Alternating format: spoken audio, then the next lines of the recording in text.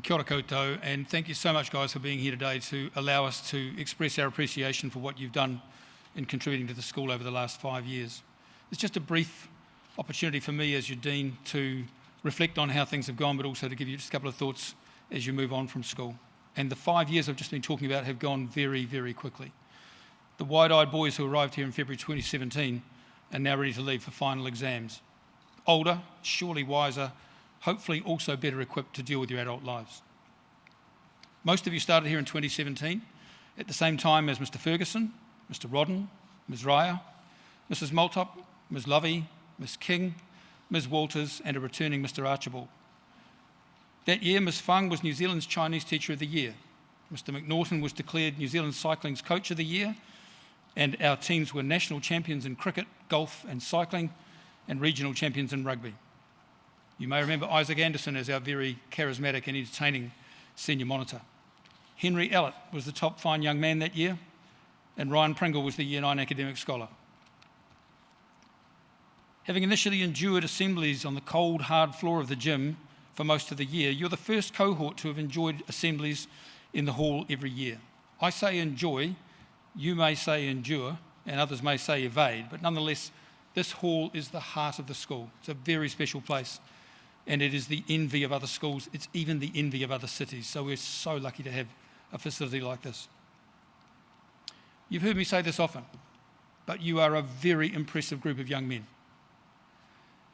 You include academics who've gained recognition for their talents with the Office of Scholarship, sportsmen who in very trying circumstances have gained national and international selection, actors and musicians who are South Island champions and who are already wowing audiences and agents with their abilities, and equally importantly, standing alongside all of those guys in equal measure, young men of outstanding character and integrity who are about to embark on surely rewarding and gratifying lives in which they'll make a significant contribution to their community.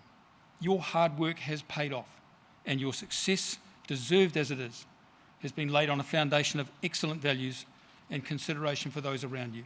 You have been a simply wonderful group of young men.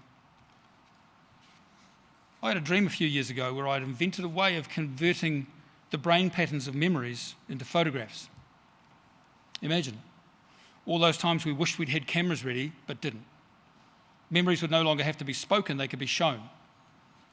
And I was celebrated in this dream. It was an amazing experience. But ironically, in the dream, there were people who were hurt by the fact that memories that they'd been able to suppress were put back in front of them by people who had a different view of those memories. It's never a perfect world. You are growing up in a very filmed world. Everything and anything you do can be captured on film. Often it's because you want it to be. And it feels great to have had all those laughs available for anyone to see.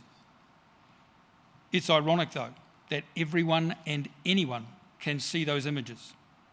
You need to make careful decisions around how that plays out for you. You need to think big picture. Consider the consequences. The same sort of message you've probably heard all too often around here. In the adult world, what you have done is as important as what you say you can do. Social media. Most of us use it every day and it serves us well. Yet it has also been one of the biggest factors in the alarming increase in statistics of self-harm and even suicide among New Zealand's under 25s, alarmingly so among males. Be there for your mates, as you are. As Jimmy and Matt were earlier this year with their courageous initiation of a genuine student-led mental health support group. Be prepared to take a stand about the things that matter to you. Mr. Hill has referenced such things in his address, which you'll be able to watch from tomorrow. But we're proud that the school has enabled students to both declare their affiliations with the traditions and to voice their desire for change. Engaging in dialogue is the best way to secure consensus, and that starts with having an articulate voice. Today we celebrate the passage of you Year 13's passage through school and into the adult world. Whatever it was that attracted you and your family to come to this school, we hope we've delivered on our promises. I hope we've helped you seek higher things, but nothing we have done could have been achieved without the support and confidence of your family and whānau. If people can be likened to icebergs, what we see on the surface is the 10% they consciously display. Hidden from immediate view, but always there, is the 90% that reflects upbringing, the people and events that have influenced and shaped who we are and how we behave towards others. Credit for that 90% rests with those who have raised you. Make sure you regularly find the time to show your genuine appreciation to your parents and whānau.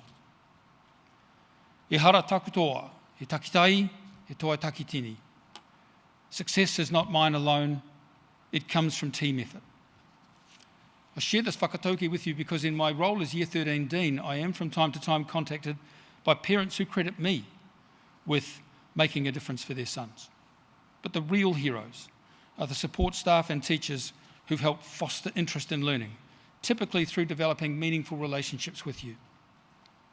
You've been guided by very caring and immensely hardworking people, and I hope you'll get the chance to let those people know how much they've meant to you in your journey through this place.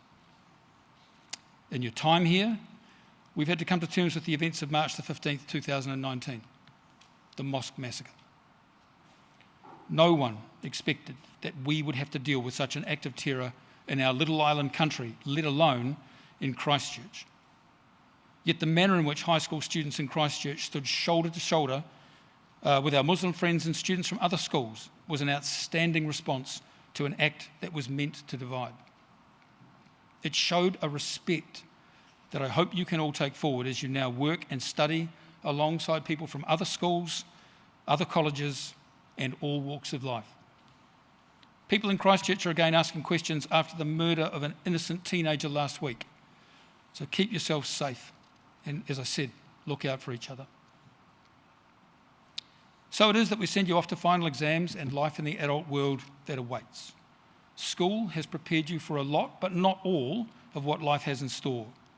You will not have the same safety nets around you as you've had in school. Rather than being told you've not achieved, be prepared to be told you've failed.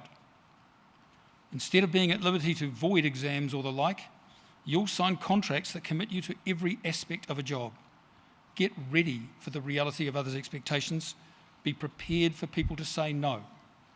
It can be a hard word to hear. My final suggestion to you is to go through life like a motorcyclist approaching a corner, always looking as far around the corner as you can to see what's ahead of you, so you've got plenty of time to deal with the unexpected. If you're prepared well, you have more chance of good outcomes. If anything we've done has helped in those preparations, may you always ride in good weather on a smooth road. All the very best, boys, and thank you very much for your wonderful contribution over the 5 years that you've been here. You will, and I say this with all sincerity, genuinely be missed by those who remain. We wish you all a wonderful life. All the best for exams. Have a fantastic summer. Be good to everyone you know. Aotearoa Pēro.